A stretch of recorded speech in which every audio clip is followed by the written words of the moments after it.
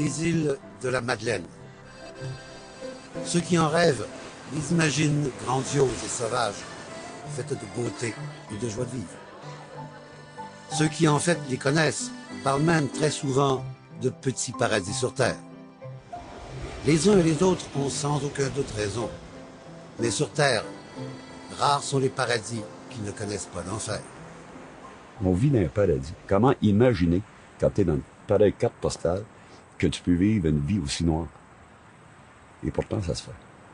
Pourtant, ça se fait. La drogue, c'est insidieux. Ça va te chercher d'une manière... Les îles Blanches, vous avez entendu ça, vous? Oui, j'ai entendu ça, les îles Blanches, puis ça m'a surpris, puis ça m'a... Comme madélinienne, je peux t'expliquer qu'est-ce que c'est que ça m'a fait. Ça m'a donné un vrai coup de pied derrière. Les îles Blanches, blanches comme la cocaïne. Pour la troisième fois en moins d'1 an, plus d'une centaine de Madelinos affichent en pleine rue leur rejet de ce terrible surnom, inquiets des ravages causés par la drogue sur leurs îles.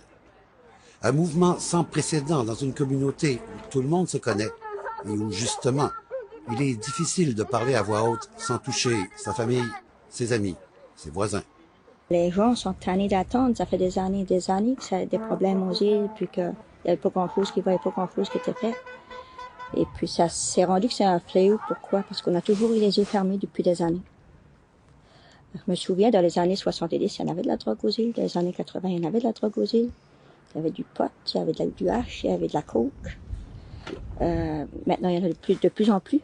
Mais ce que c'est qu'il y a, c'est qu'elle est beaucoup plus forte qu'elle était il y a 10, 15 ou 20 ans. Non, c'est pas juste le rahat de l'Est. Non, c'est à la grandeur des îles. Rose est à l'origine de cette contestation qui prend de l'ampleur. Elle-même a un fils adulte qui a eu toutes les peines du monde à s'en sortir.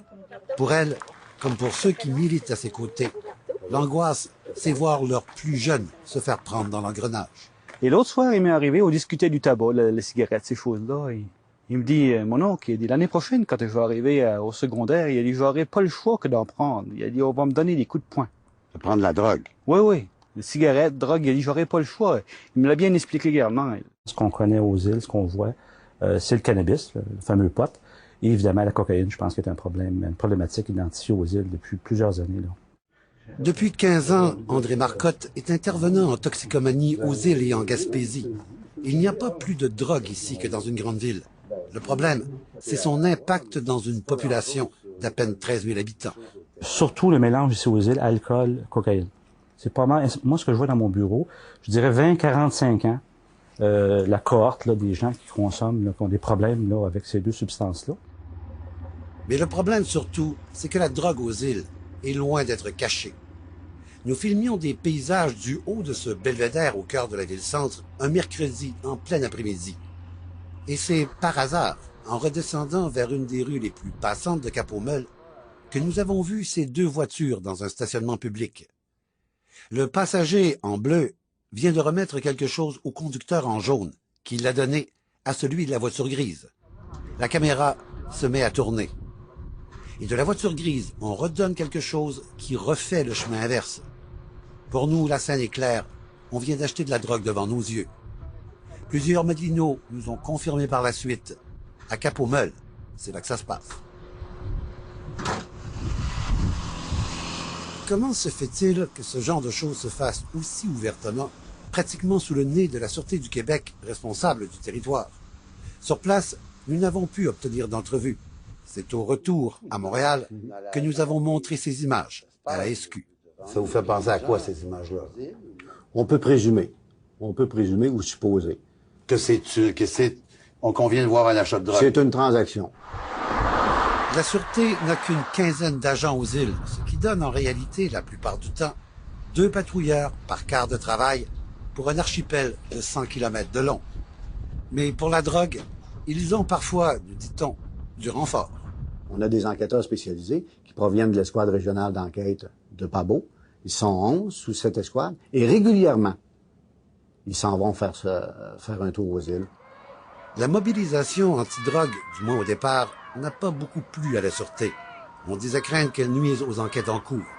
Et puis, après discussion, la SQ a répondu à certaines demandes des citoyens, notamment en installant aux îles une ligne anonyme déjà disponible ailleurs au Québec. Dans les années auparavant, il n'y en a pas d'informations qui nous parvenaient, ou à peu près pas.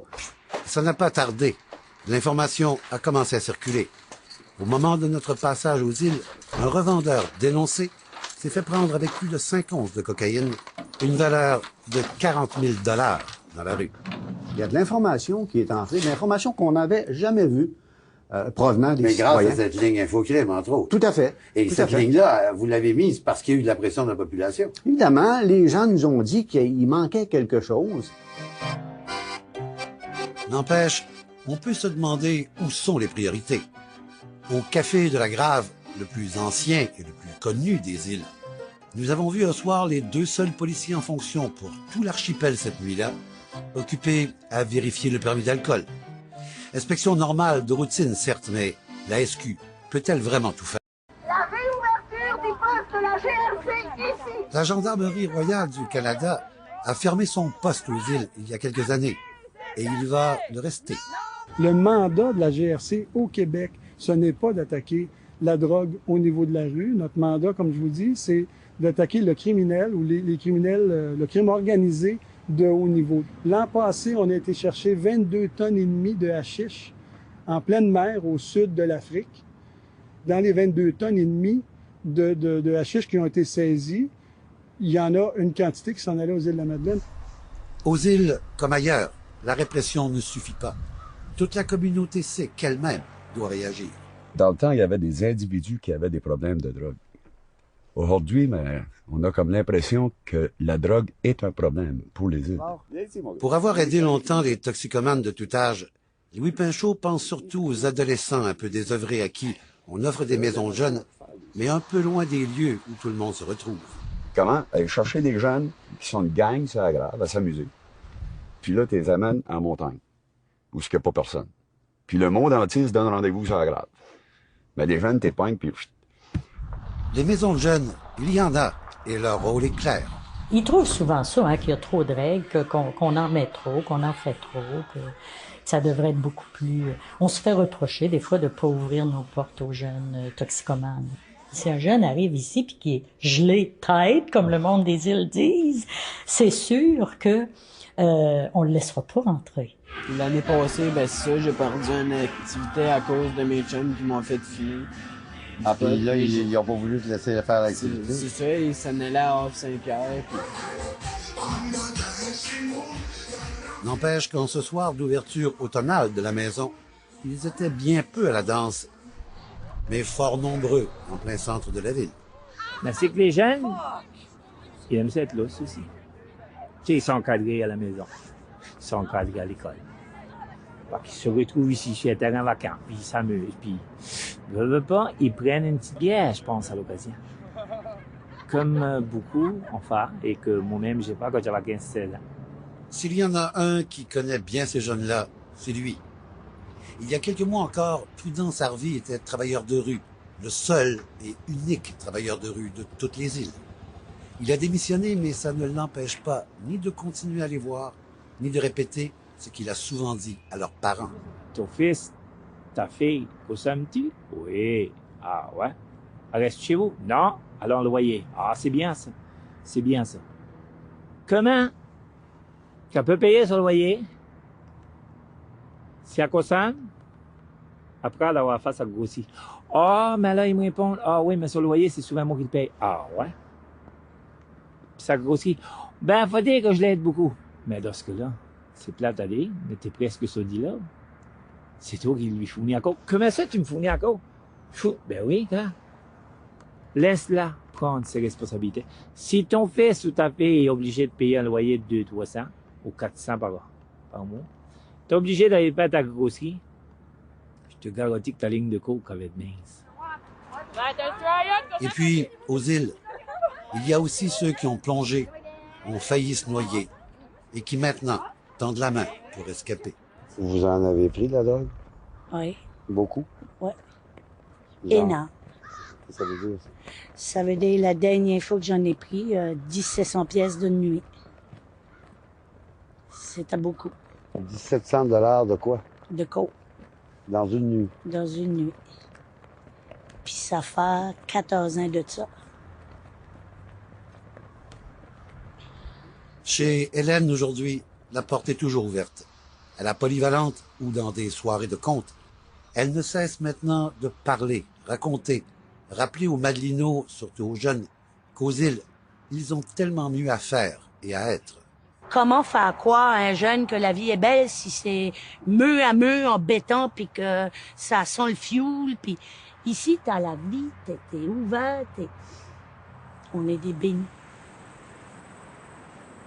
C'est tout le monde qui doit commencer dans chaque noyau à recommencer à travailler les racines, l'âme de chacun et de transmettre des valeurs. On a tout perdu. C'est comme si le vent aurait passé puis tout a parti. Pour ces Madelinots qui ont décidé de briser un vieux silence coupable, cette mobilisation ne sauvera pas seulement leur jeunesse, mais aussi et surtout l'âme même de leur archipel. Je trouve que c'est la plus belle chose qui peut pas arriver à l'île, qu'on pète l'abcès une fois pour toutes et que les gens se réveillent et que les gens fassent des choses avec les jeunes, justement, pour qu'on change ça.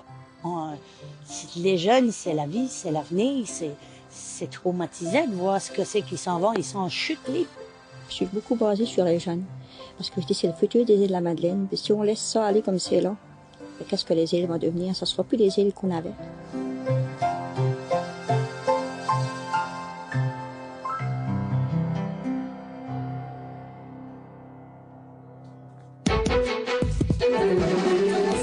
À venir, place à la chanson au coup de cœur francophone à Montréal.